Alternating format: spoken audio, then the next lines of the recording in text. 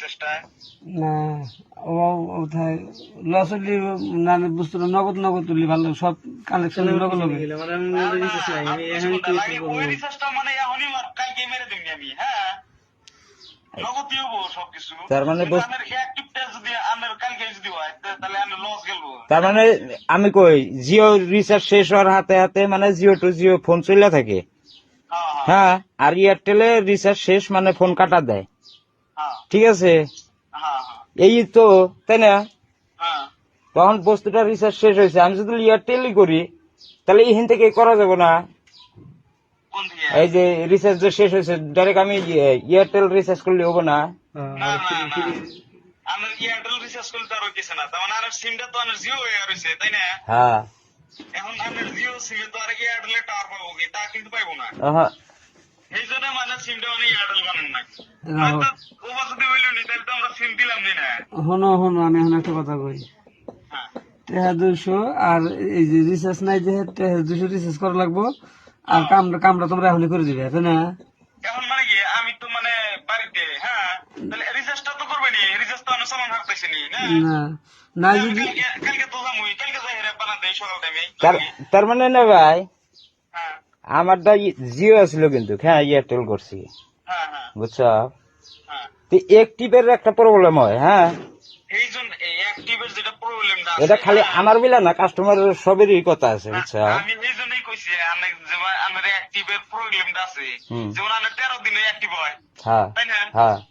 তাহলে আমরা 14 দিনের যে রিচার্জটা করলেন আজকে যদি 14 দিনের রিচার্জটা করেন কালকে যদি আমি বানা দিই আমি তাহলে 13 দিনে কিন্তু পড়ে গেল তাহলে আমার একদিনও লস গেল না আমার রিচার্জটা পুরানোর লগে লগে অ্যাক্টিভ হইলো আমি এই হিসাবে মানে আমি কইছি যে মানে রিচার্জটা পুরানোর লগে লগে যাতে অ্যাক্টিভ হয়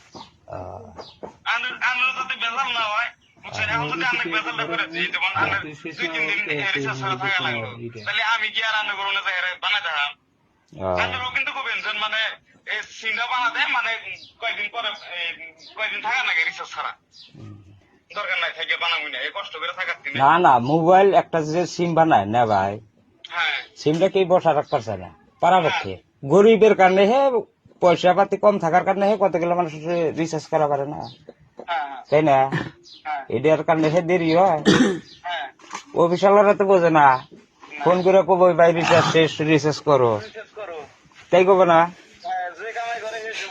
যে কামাই করে হে সে বোঝে তাহলে ওখান কি করা যাবো তাহলে এটা কি দিয়ে কি করা যাবো কি মানে কালকে বাইতে আছে না ওখান বাইতেই তো থাকে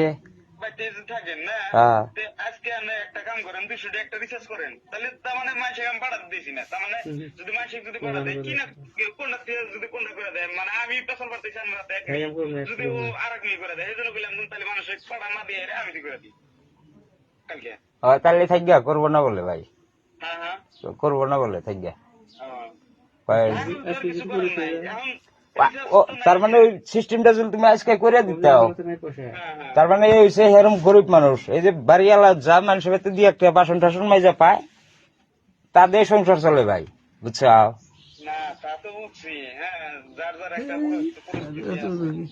কিন্তু আমার কথাটা কোনটা মানে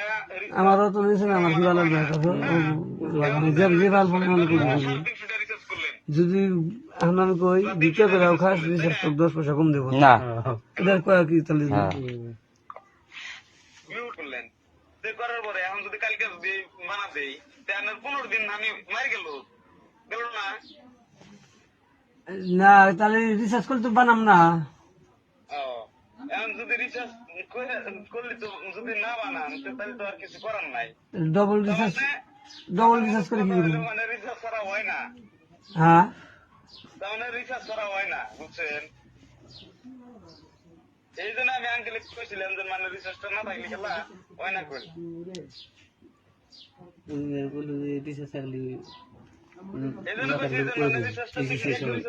না